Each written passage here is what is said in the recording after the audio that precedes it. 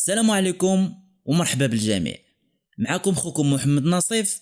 اليوم جيت لكم بواحد الموضوع حامي بزاف ومثير للاهتمام اللي غادي نخوضوا فيه على واحد المشروع كبير كيحضر ليه المغرب. غنهضروا على بناء واحد 3 ديال المحطات باش يتحول لغاز طبيعي، واخيرا راه خرج الاعلان الرسمي على بناء اول محطه غازيه عائمه بالقرب من ساحل مدينه الناظور شمال المملكه المغربيه. ايوا خليكم معنا حيت غادي نكتشفوا التفاصيل الكامله على هذه المنشاه الطاقيه الجديده، شنو هي القيمه ديالها، كيفاش غادي تاثر على الاقتصاد المغربي، وعلاش بالضبط المغرب اختار منطقه قريبه من ميناء الناظور لبنائها.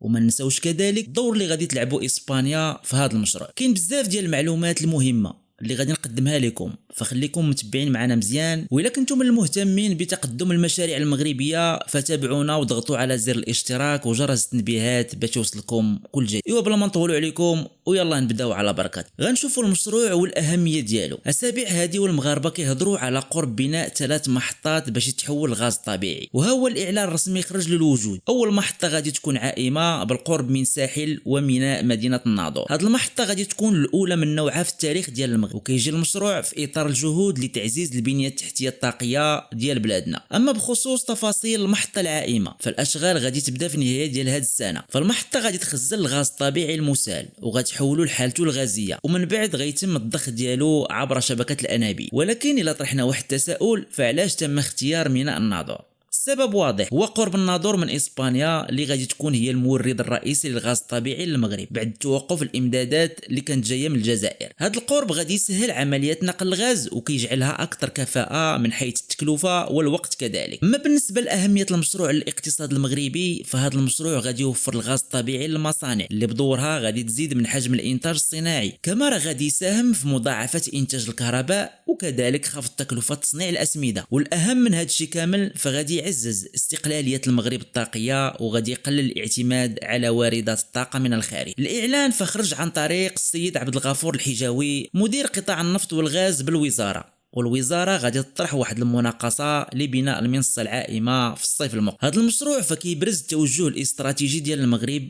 نحو تعزيز القدرات الطاقيه وكذلك تنويع مصادر الطاقه لتحقيق التنميه المستدامه. كنتمناو كل التوفيق لهذا المشروع ونشوفوا النتائج ديالو في المستقبل القريب. سيادنا حتى لهنا وصلنا لنهايه الحلقه. إلا عندكم أي إضافات أو تعليقات فخليوا لنا الآراء ديالكم والأفكار ديالكم في التعليقات، وما تنساوش تتابعونا وتخليوا جرس التنبيهات شاعل باش يوصلكم كل جديد. وفي الأخير كنقول لكم السلام عليكم.